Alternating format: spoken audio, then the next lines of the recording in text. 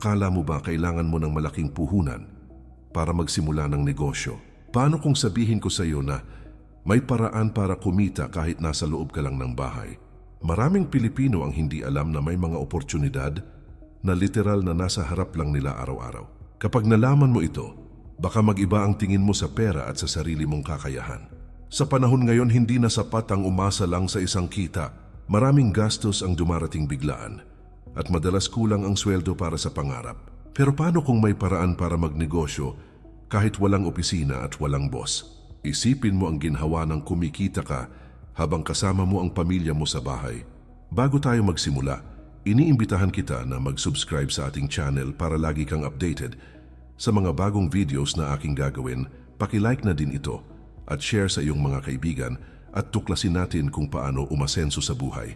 Ginagawa natin ang mga content na ito para tulungan ang mga Pilipinong gustong umangat gamit ang sariling diskarte. Kung seryoso kang baguhin ang takbo ng buhay mo, tamang-tama ang video na ito para sa iyo. Manatili ka hanggang dulo dahil bawat ideya ay maaring maging simula ng bagong kabanata ng iyong buhay. Ang kagandahan ng mga negosyong ito ay pwede mong simulan kahit anong edad mo. Hindi mo kailangan ng diploma o koneksyon para magumpisa.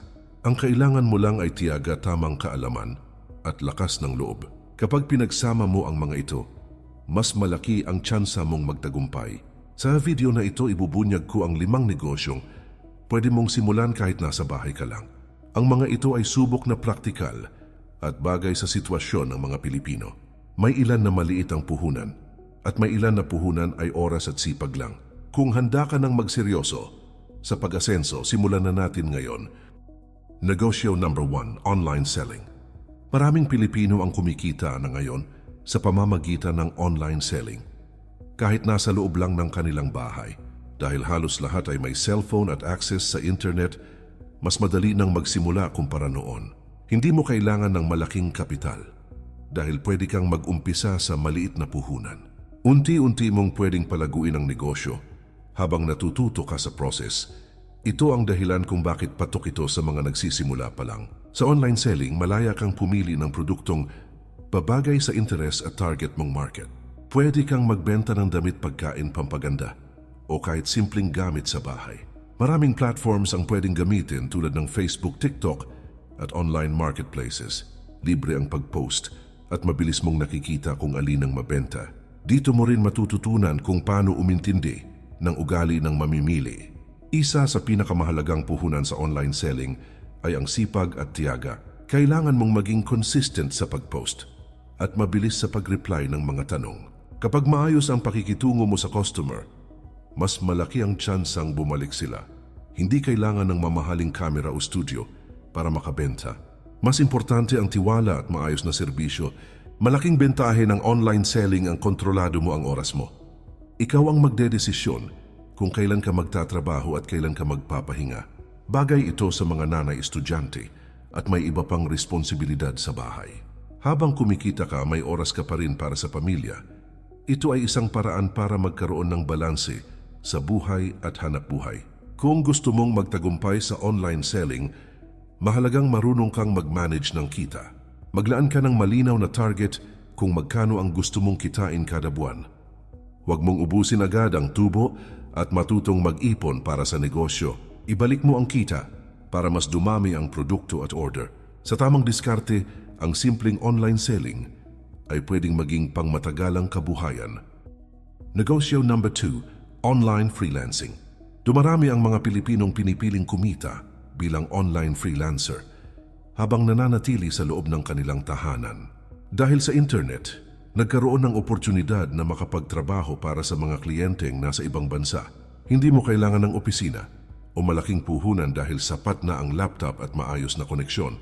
Kung may kakayahan ka sa pagsusulat, pag-edit, pag-design o virtual assistance, pwede kang magsimula agad. Ang negosyong ito ay nakabase sa iyong galing disiplina at dedikasyon. Sa online freelancing, ikaw mismo ang produkto at serbisyo na inaalok mo. Pwede kang maghanap ng kliyente sa iba-ibang online platforms na bukas araw-araw. Sa simula, maaaring maliit ang bayad, pero mahalaga ang experience na makukuha mo. Kapag napatunayan mo ang galing mo, mas nagiging madali ang pagkuha ng projects. Unti-unti ring tumataas ang singil mo habang nadadagdagan ang tiwala ng kliyente. Maraming Pilipino ang nag-aalangan pumasok sa freelancing dahil iniisip nilang kulang sila sa kaalaman. Ang totoo, maraming skills ang pwedeng matutunan online kahit libre lamang. Sa tulong ng tutorials at practice, pwede mong linangin ang kakayahan mo araw-araw. Habang nag-aaral ka, pwede ka nang tumanggap ng maliliit na gawain. Sa ganitong paraan, sabay ang pagkatuto at pagkita. Isa sa pinakamalaking bentahe ng online freelancing ay ang kalayaan sa oras. Ikaw ang magtatakda kung kailan ka magtatrabaho at kung kailan ka magpapahinga. Bagay ito sa mga may pamilya, may anak o may ibang responsibilidad sa bahay. Pwede mo itong gawing sideline habang may regular na trabaho ka pa. Sa kalaunan, pwede rin itong maging pangunahing pagkakakitaan. Para magtagumpay sa online freelancing, mahalaga ang profesional na ugali. Siguraduhing maayos at kumpleto ang bawat trabahong ibinibigay sa iyo. Maging tapat sa oras at malinaw sa pakikipag-usap sa kliyente. Mag-ipon ng magandang feedback at gumawa ng portfolio ng mga nagawa mo. Sa sipagtiyaga at tamang diskarte, ang freelancing ay pwedeng maging pangmatagalang negosyo mula sa bahay. Negosyo number 3, home-based food business. Maraming Pilipino ang likas na mahilig magluto at dito madalas nagsisimula ang isang malakas at tuloy-tuloy na oportunidad sa negosyo. Habang nasa bahay ka, pwede kang kumita sa pamamagitan ng paggawa ng pagkain na swak sa panlasa at hilig ng mga tao sa paligid mo. Hindi mo kailangan ng restaurant o pwesto sa mall para makapagsimula ng ganitong klase ng pagkakakitaan. Sapat na ang isang malinis na kusina, tamang sangkap at isang timplang, siguradong babalik-balikan ang customer. Ang pagkain ay isa sa mga produktong palaging may demand dahil araw-araw itong kailangan ng bawat pamilya. Sa home-based food business, pwede kang magbenta ng ulam pang tanghalian, pang hapunan, merienda, o kahit mga pang dessert.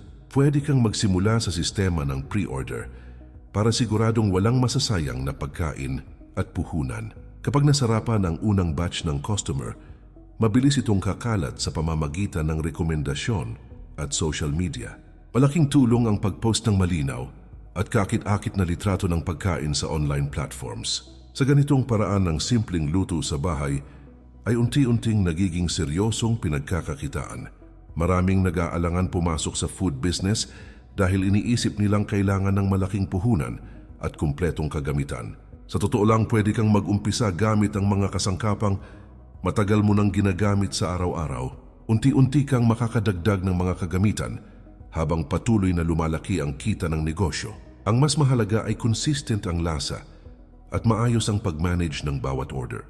Kapag nasanay ang mga customer sa kalidad ng pagkain mo, mas nagiging loyal sila. Isa pang malaking bentahe ng home-based food business ay kontrolado mo ang dami at oras ng paggawa. Ikaw ang magdedesisyon kung ilang order lang ang kaya mong asikasuhin sa loob ng isang araw. Bagay ito sa mga nanay at sa mga taong may iba pang responsibilidad sa loob ng bahay.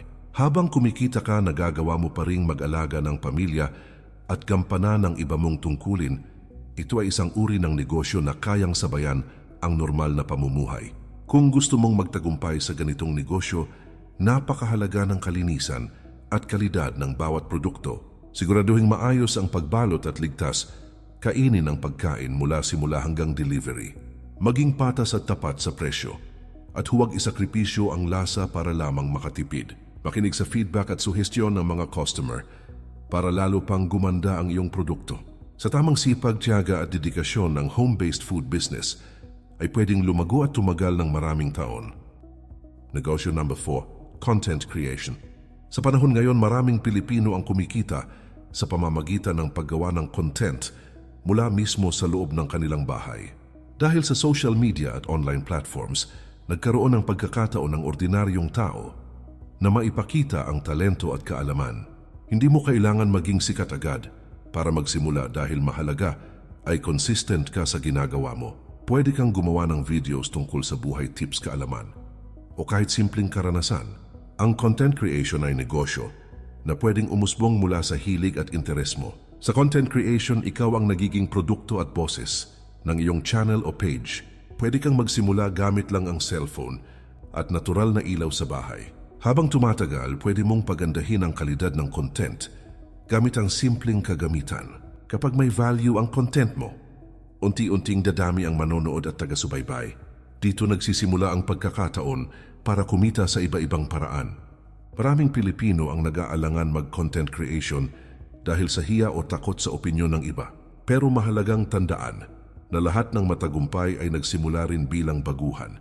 Hindi kailangang perpekto ang unang videos dahil ang mahalaga ay nagsimula ka. Sa bawat upload, mas humuhusay ang kumpiyansa at kakayahan mo. Ang tuloy-tuloy na paggawa ang susi sa paglago. Ang kagandahan ng content creation ay pwede mo itong gawing sideline o full-time na negosyo. Ikaw ang magdedesisyon kung gaano kadalas ka magpo-post ng content. Habang nasa bahay ka, pwede kang bumuo ng komunidad na sumusuporta sa iyo. Sa kalaunan, pwede kang kumita sa ad sponsorships at affiliate marketing. Ito ay isang negosyo na pwedeng lumaki kasabay ng personal mong brand. Kung gusto mong magtagumpay sa content creation, kailangan mong maging totoo at consistent.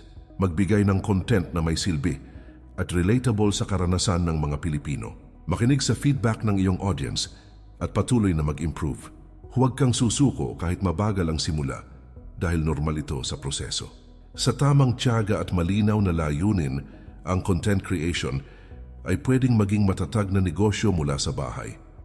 Negosyo number 5, virtual tutoring. Kung may natatanging kaalaman ka sa isang asignatura o kasanayan, maaari mong simulan ng virtual tutoring sa ginhawa ng iyong sariling tahanan. Maraming magulang at estudyante sa Pilipinas ang naghahanap ng karagdagang tulong upang mas maintindihan ang kanilang mga aralin at dito pumapasok ang iyong kakayahan. Hindi mo kailangan ng malaking kagamitan, sapat na ang isang computer o tablet at maayos na koneksyon sa internet upang makapagbigay ng epektibong leksyon sa bawat estudyante. Bukod sa kita, nagbibigay ito ng personal na kasiyahan dahil natutulungan mo ang iba na maabot ang kanilang mga akademikong pangarap habang pinapalakas mo rin ang iyong sariling kaalaman sa proseso. Sa pagsisimula ng virtual tutoring, mahalagang gumawa ka ng malinaw na plano kung aling asignatura o kasanayan ang iyong ituturo at paano mo ito ibibigay sa pinaka-epektibong paraan. Maari kang gumamit ng iba't ibang online platforms upang maabot ang mas maraming estudyante at maipakita ang iyong serbisyo sa mas malawak na merkado. Ang pagkakaroon ng maayos na schedule ay makakatulong upang masigurong organisado ang bawat session at nasusunod ang oras ng bawat estudyante nang hindi nagkakaroon ng abala. Kapag na-establish mo na ang iyong reputasyon, mas madali kang makakakuha ng mas maraming kliyente dahil ipinapakita nito ang kalidad at pagiging maaasahan ng iyong serbisyo. Isa sa pinakamalaking benepisyo ng virtual tutoring ay ang kakayahang magtrabaho ayon sa iyong sariling oras at bilis. Maari kang mag-set ng flexible schedule depende sa availability ng iyong mga estudyante at ng sarili mong oras upang hindi ka ma-overwhelm. Dahil dito, maari mo ring sabayan ang iba pang online na negosyo o personal na proyekto habang tuloy ang pagtuturo. Ang ganitong kalayaan sa oras ay nagbibigay ng mas balanseng pamumuhay at nagiging motibasyon upang mas pagbutihin ang bawat session ng pagtuturo. Upang mas makilala sa merkado, mahalaga na magkaroon ka ng malinaw at kapani-paniwalang paraan ng pag-promote ng iyong virtual tutoring. Maaari kang gumawa ng social media pages, mag-post ng tips at mini-lessons o mag-request ng testimonials mula sa iyong mga estudyante upang mapalakas ang kredibilidad mo. Ang consistent na pagpapakita ng kalidad at dedikasyon ay maghihikayat ng mas maraming estudyante at magtatayo ng matibay na reputasyon sa larangan ng online education. Sa pamamagitan ng tamang diskarte at tiyaga, ang virtual tutoring ay maaaring maging isang matatag at sustainable na negosyo na kumikita habang nananatili sa ginhawa ng iyong tahanan. Huwag kalimutan na ang bawat estudyante ay may kanya-kanyang pangangailangan, kaya mahalagang maging maunawain at mapagpasensya sa bawat session. Ang personal na koneksyon at pag-unawa sa kanilang mga struggles ay magbibigay ng mas epektibong pagtuturo at mas mataas na success rate sa kanilang pag-aaral. At ayan kaibigan, ngayon ay natuklasan natin ang 5 negosyo na maaari mong simulan kahit nasa bahay ka lang at hindi ka na kailangan pang lumabas o gumastos ng malaking puhunan. Isipin mo kung gaano kadali maging isang entrepreneur sa modernong panahon gamit lamang ang iyong sariling kakayahan at kaalaman habang nasa ginhawa ng iyong tahanan.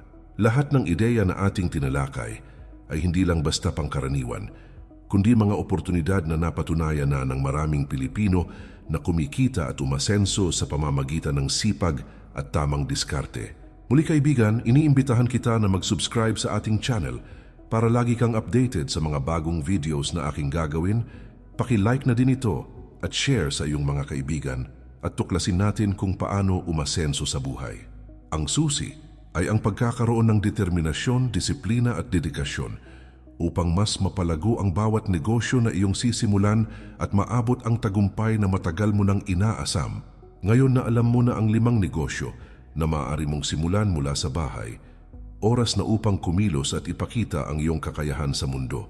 Huwag mong hayaang ang takot o kakulangan sa karanasan ang pumigil sa iyo mula sa pagkamit ng iyong mga pangarap, dahil lahat ng malalaking tagumpay ay nagsisimula sa unang hakbang. Sa bawat ideya na iyong susubukan, matututo ka hindi lang kung paano kumita, kundi kung paano maging malikhain, masipag at matatag sa gitna ng mga hamon ng buhay. Ang bawat pagsubok ay oportunidad para mas mapabuti ang sarili at mas maipakita ang iyong potensyal. Kaya huwag matakot na magkamali at subukan muli hanggang sa makamit mo ang tagumpay na inaasam mo.